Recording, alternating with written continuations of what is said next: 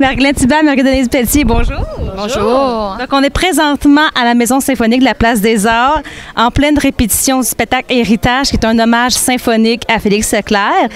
En novembre 2018, il y a eu un disque qui regroupait des artistes de la nouvelle génération de moins de 30 ans qui faisaient des chansons de Félix Leclerc, mais pas les pièces connues.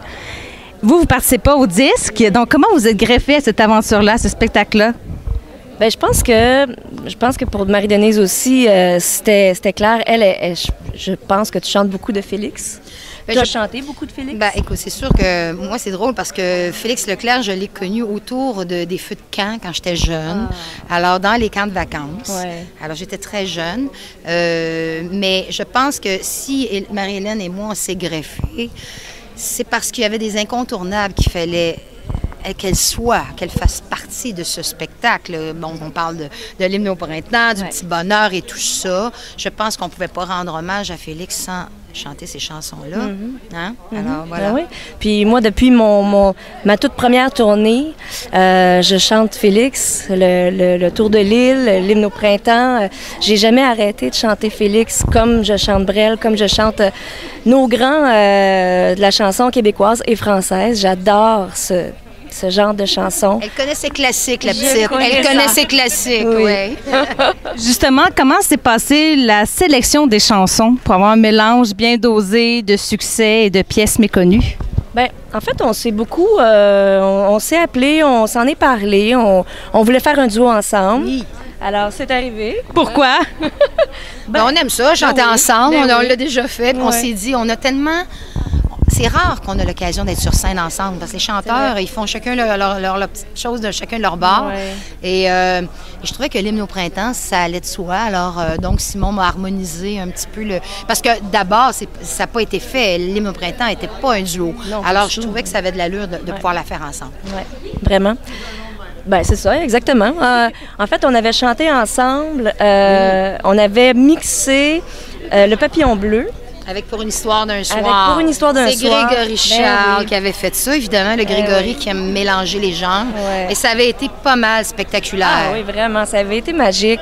Mais après ça, on a-tu rechanté ensemble? Non, on n'a pas rechanté. Vous allez rechanter ensemble pendant Noël, une tradition en chanson aussi? Oui, aussi, mais oui.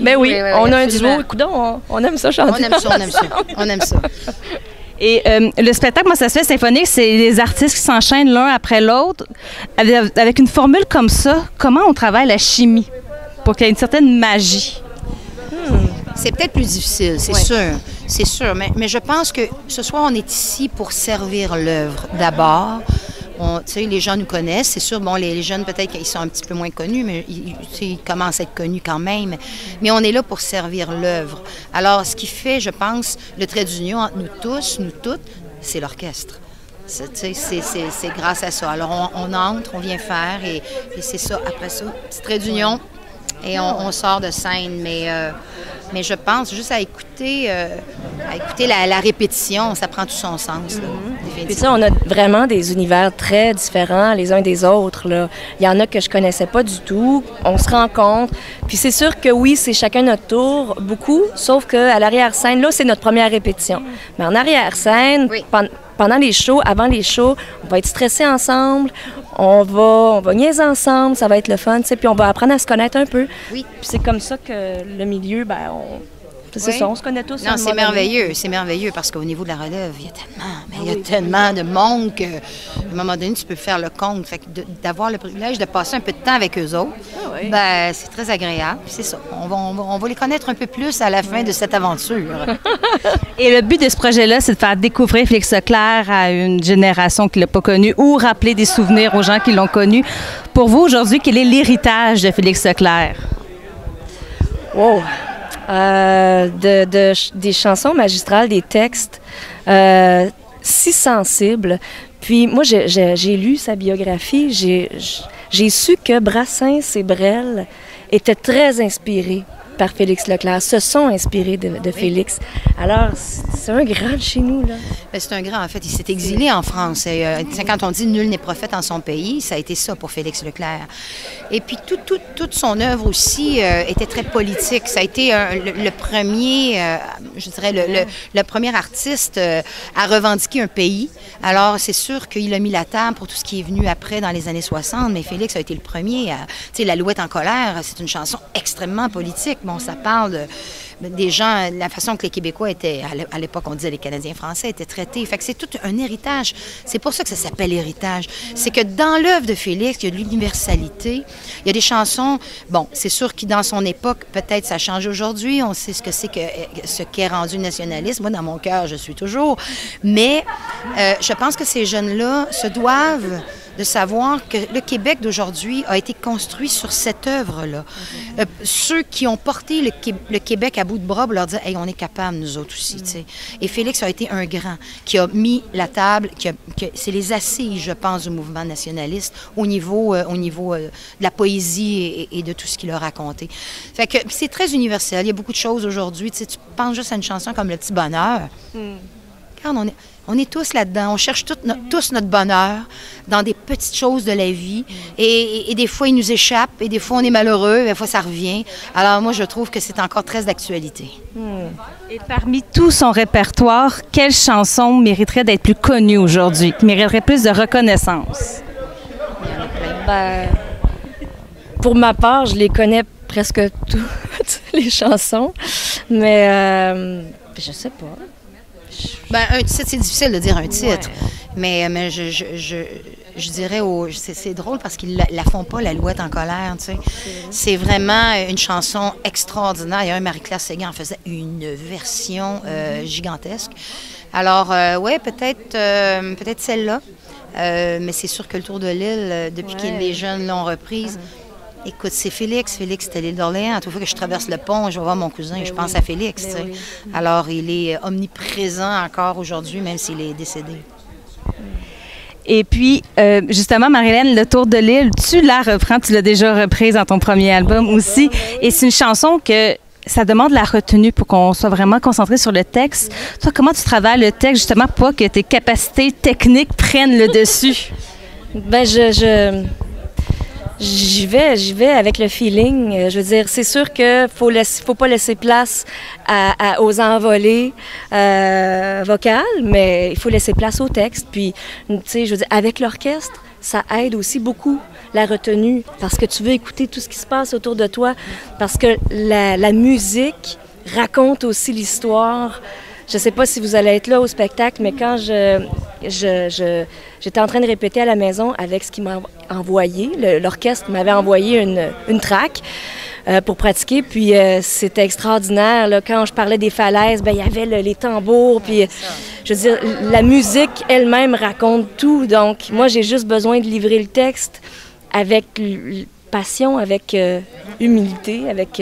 Oui, on se laisse porter par la musique. Ouais. C'est ça. Avec un orchestre symphonique, on est comme suspendu entre le sol et la musique. Et justement, c'est pas votre première fois avec un orchestre symphonique. C'est quoi les contraintes et les avantages de chanter avec un orchestre? Bien, en fait, c'est sûr que pour moi, c'est plus stressant. C'est beaucoup plus stressant. J'ai fait du violon quand j'étais jeune. J'ai fait de l'orchestre. Je sais c'est quoi. Sauf que... On a moins de liberté. On a moins de liberté. C'est un gros paquebot, comme on dit. Ouais. Alors, c'est sûr qu'un paquebot, tu déplaces pas ça comme une chaloupe. Alors, quand tu es en trio, c'est plus facile ou juste avec ton pianiste. Ouais.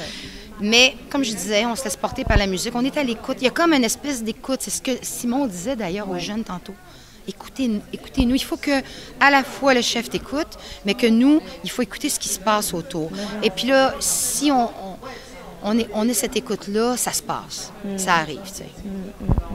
Et ce matin, Marie-Hélène t'a posté sur Facebook une vidéo de toi qui faisait des exercices et tu chantais la chanson en même temps. Je te dis, la petite. En quoi ça l'aide la voix à faire un exercice comme ça? Mais sincèrement, je le fais pas souvent. Je fais tout le temps du sport. Je chante plus sous la douche. Je fais mes vocalises sous la douche.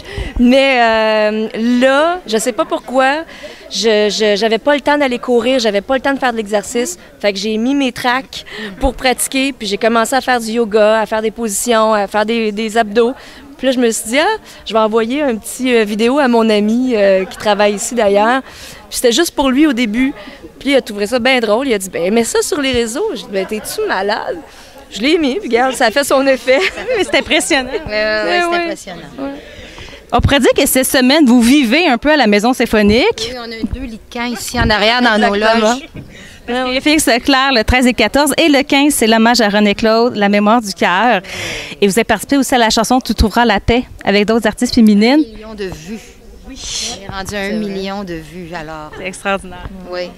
Et là, c'est comme plusieurs chanteuses qui chantent dans la même chanson. Comment vous réussissez à mettre de l'émotion dans une seule ligne? C'est plus difficile. Oui, c'est plus difficile, mais ça se fait. Je veux dire, puis c'est sûr que moi, quand j'étais en studio, il n'y avait pas d'autres voix. J'entendais pas d'autres voix. Non, ben personne, en fait. Non? OK, c'est Non. ça. Donc, tu y vas... c'est ça. Est-ce que vous chantez toute la chanson individuelle ou c'est vraiment juste une ligne que vous enregistriez? Individuel. On était toutes au studio, pas mal en même temps, à se faire maquiller pendant que l'autre chantait, etc. Parce que c'était aussi... on prenait du visuel, c'est ça. Mais, alors, on s'est pas mal toutes vues, mais on chantait séparément. Ouais. Oui, c'est ça. Ben, écoute, c'est le défi d'une interprète. Ben, Tu sais, tu te dis, on faut même essayer d'avoir de l'émotion en chantant le bottin de téléphone, malgré qu'il n'y en a plus de bottin de téléphone, là, mais c'était ça avant. On dit, elle chante le bottin de téléphone. Voilà, les 2 lignes sont aussi importantes que la chanson au complet. Et celui qui est en arrière de la console de son, en l'occurrence, c'était Simon Leclerc, c'était lui à rattacher tout ça ensemble. Pour que ça se tienne. Et ça a été la beauté de la chose. Ça s'est tenu. Il y avait comme une espèce il y avait quelque chose de logique dans de la manière que ça a été fait.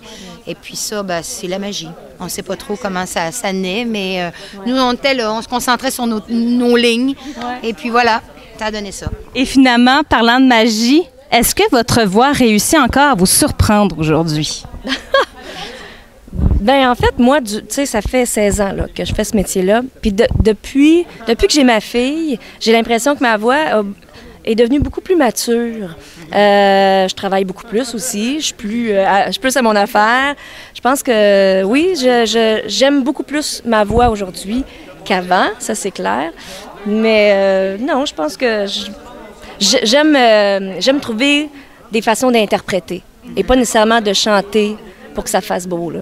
Ouais. Bien, c'est sûr qu'on n'a plus rien à prouver. Les gens, ils savent qu'on est des chanteuses à voix d'abord. Ouais. C'est sûr que moi, j'ai le double de métier d'elle. Mon Dieu. Et moi aussi, j'aime mieux ma voix aujourd'hui qu'avant. C'est sûr qu'en vieillissant, il y a des harmoniques qui se rajoutent. Il y a comme une épaisseur dans la voix que j'ai plus. Aujourd'hui, un petit rhume, j'aime moins ça, c'est plus difficile. Mais je me dis, mon métier aide à ce que ça paraisse pas. Mais effectivement, ça n'a pas paru. Écoute, c'est la beauté de la chose. Heureusement qu'on a une coupe de cartes d'as dans nos poches. Mais oui, je pense que la voix, ça se bonifie avec le temps. D'ailleurs, les chanteurs d'opéra ont leur plus grand rôle dans la quarantaine et cinquantaine. Donc, c'est ça. Je suis encore chanceuse de pouvoir utiliser ma voix. Et moi, mon père a chanté jusqu'à sa mort. Il est mort à 88 ans. Et ma mère aussi, 91 ans. Et la voix reste jusqu'à la fin, semble-t-il. Il faut juste garder la forme. Faire attention. Alors, je vais essayer de chanter le plus tard possible. Bien, merci beaucoup. Bon spectacle. Merci. Héritage Félix Leclerc, 13 et 14 novembre. Merci beaucoup. Merci.